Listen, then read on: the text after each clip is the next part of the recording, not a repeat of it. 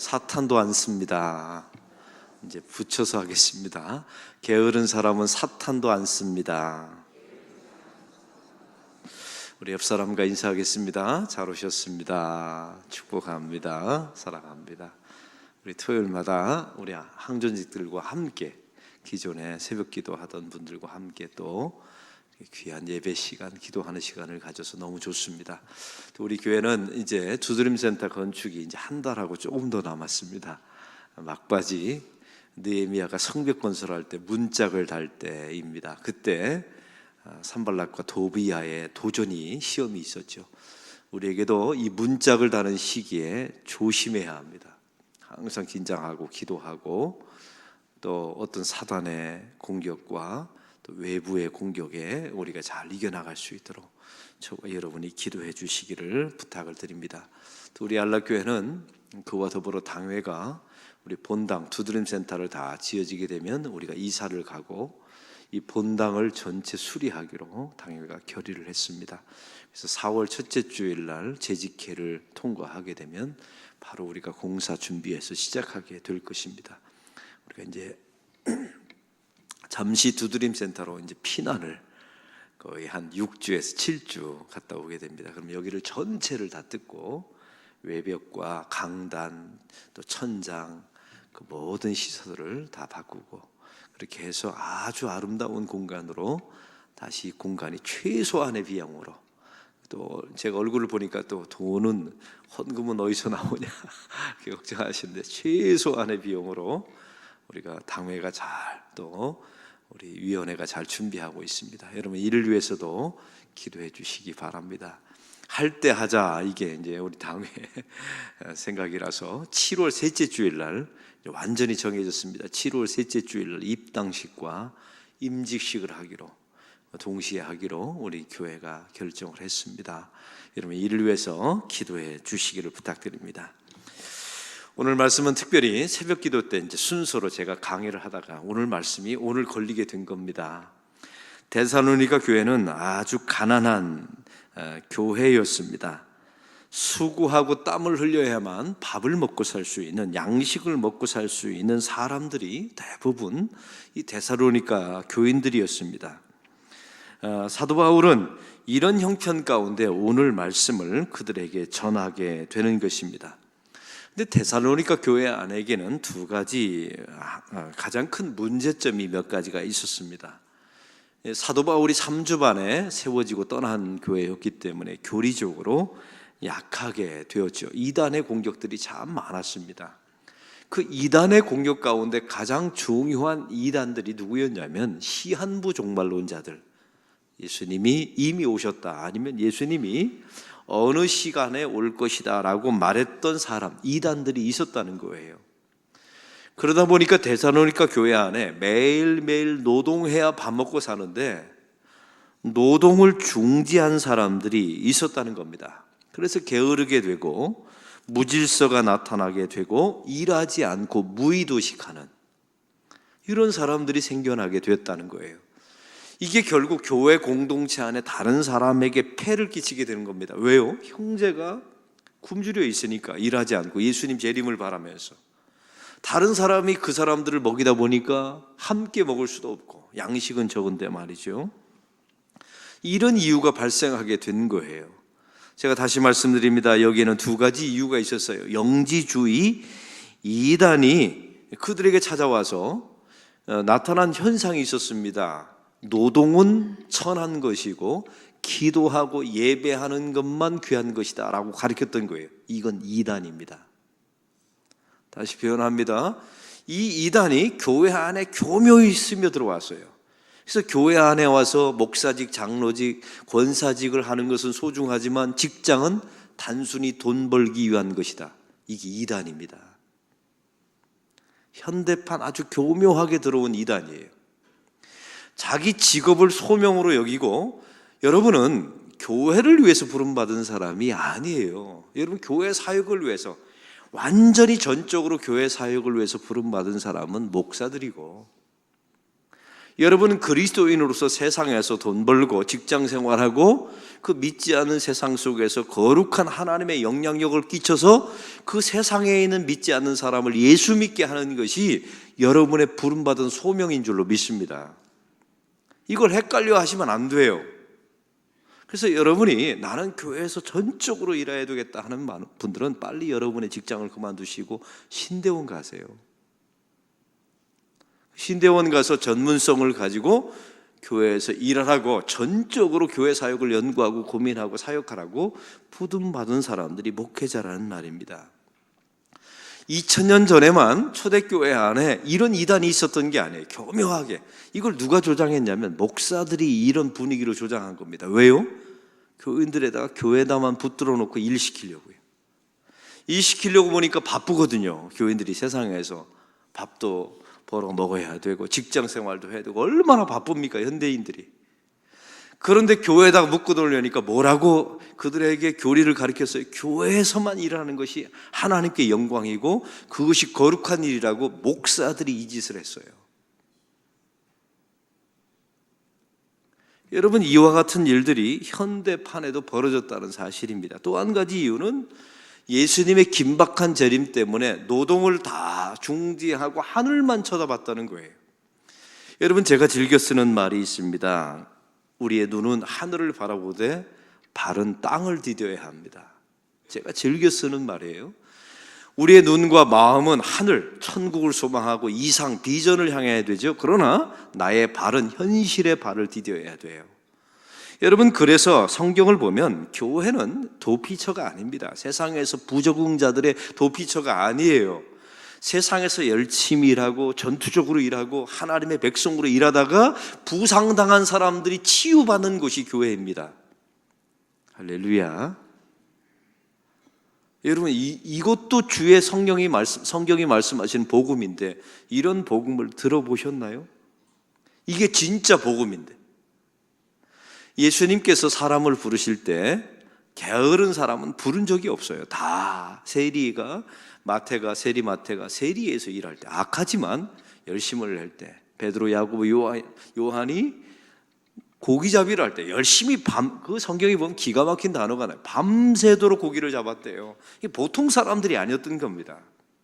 우리 예수님도 그들을 부르셔서 목적만 바꾸어 주셨지 그들의 삶의 방식은 그대로 쓰여졌어요. 여러분, 바울을 보십시오. 그 당시에 예수 믿는 사람을 박해하는 사람은 많았어요.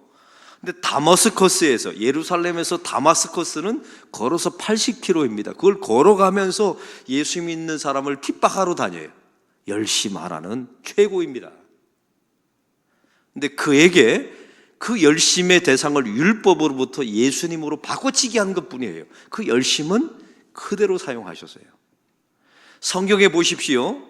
게으른 사람을 부지런한 사람으로 바꾸어서 단 한 번도 쓰신 적이 없어요. 하나님.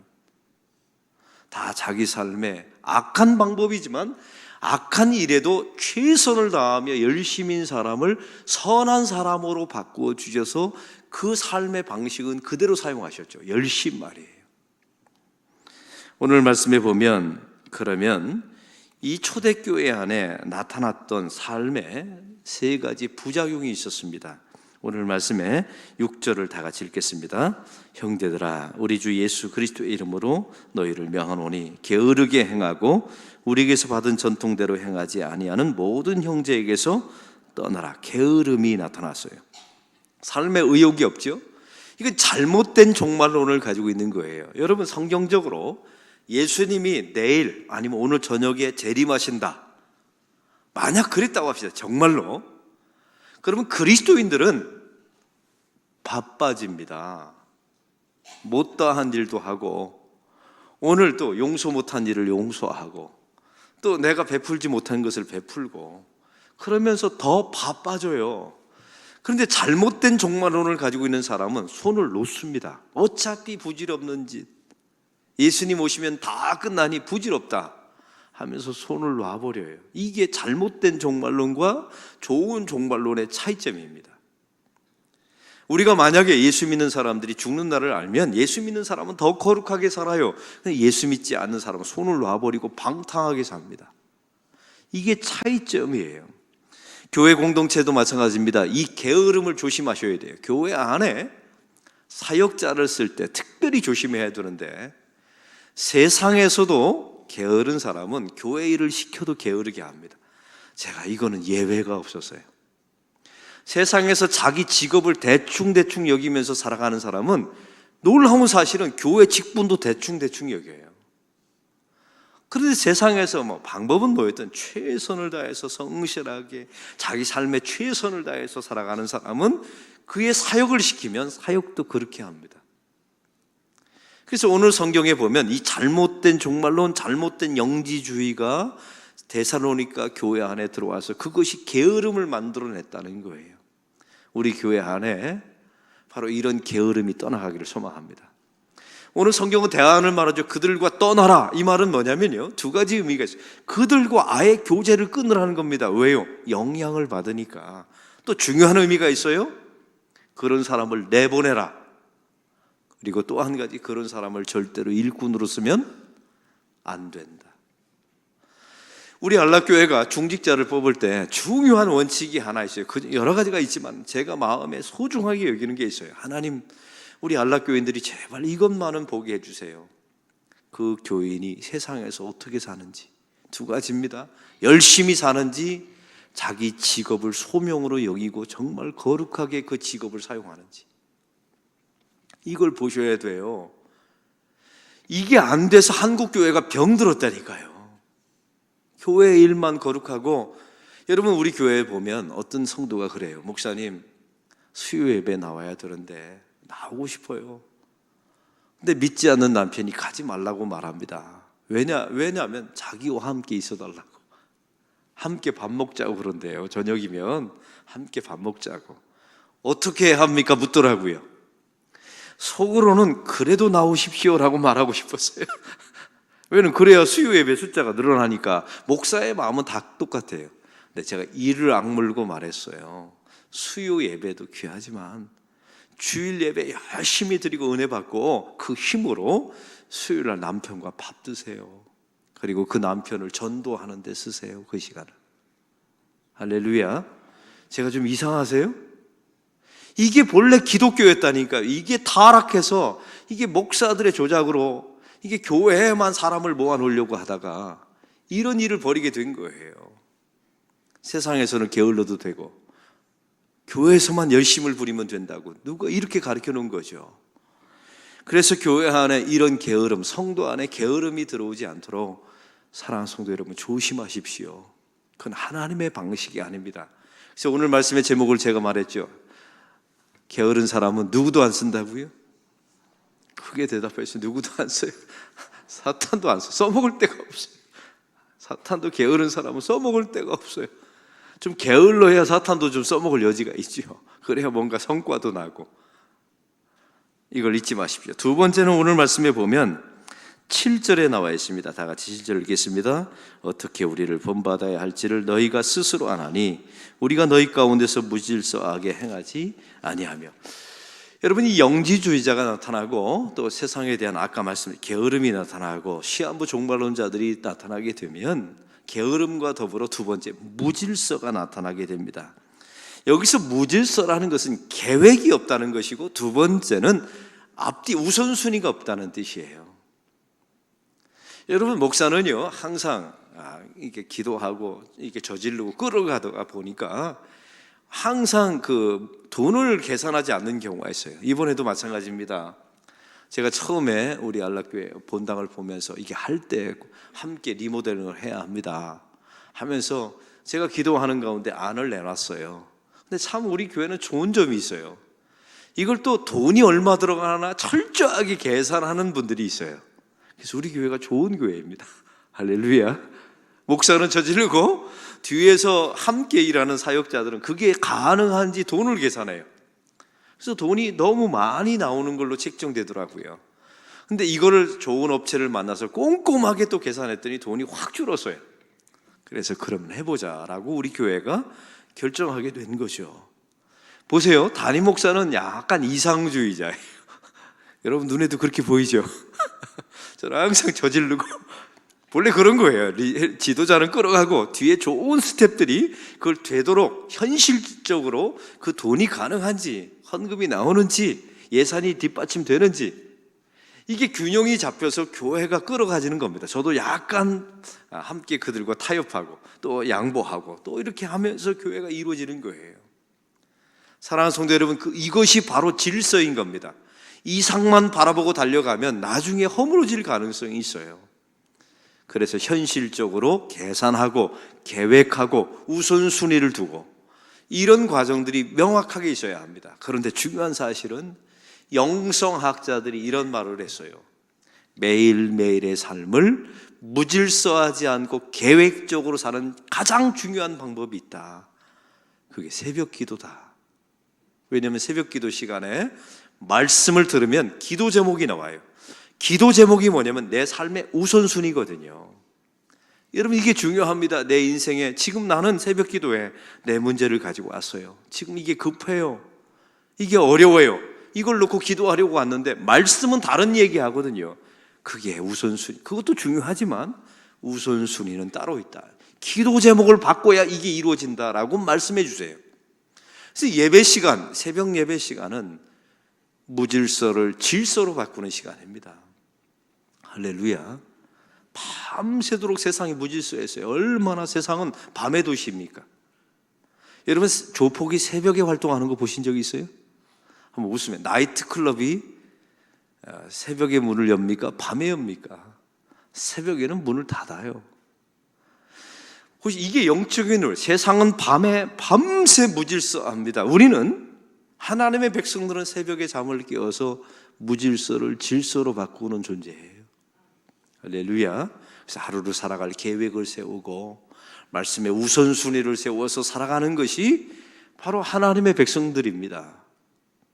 그래서 저는 고백하는 게 있어요. 오늘 저녁에 예수님이 재림하실지라도 그날 아침 새벽 기도는 하나님 앞에 인도하고, 그리고 나에게 주어진 우선순위를 가지고 하루 종일 최선을 살다가 예수님 오시면 맞이하면 되잖아요.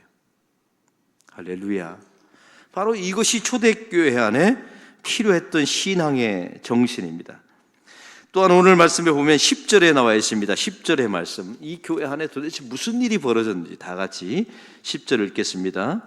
우리가 너희와 함께 있을 때에도 너희에게 명하기를 누구든지 일하기 싫어하거든 먹지도 말게 하라 하였더니.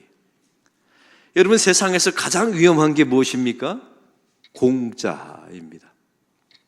그래서 세상 사람들은 말하죠. 공짜가 없다고요. 여러분, 성접대를 받거나 수많은 그 사회 안에 문제가 일어났던 사람들을 보세요. 공짜인 줄 알았어요. 나중에 보니까 공짜가 아니었어요. 엄청난 대가 지불을 합니다.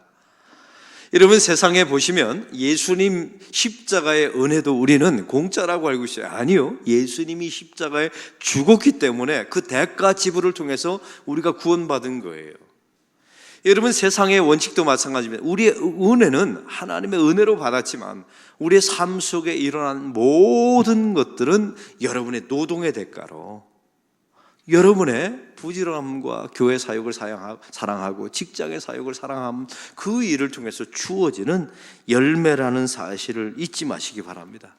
그래서 공짜는, 구원 이외의 공짜는 주지도 말고 받지도 말고, 이게 오늘 성경의 정신입니다.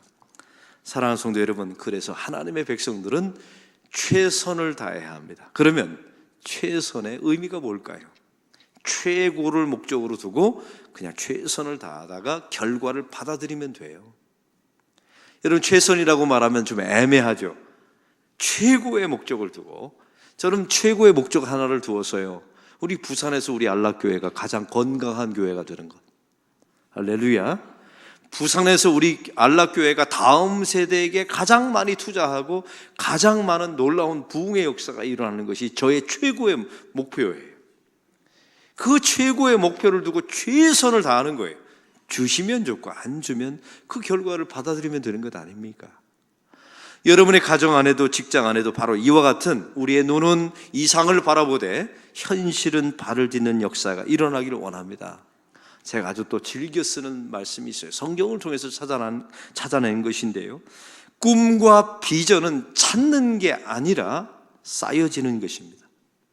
우리는 착각해요. 꿈과 비전을 어느 순간인가 재수 있으면 내가 뭔가를 하다가 어느 날 덜컥 걸릴 거다.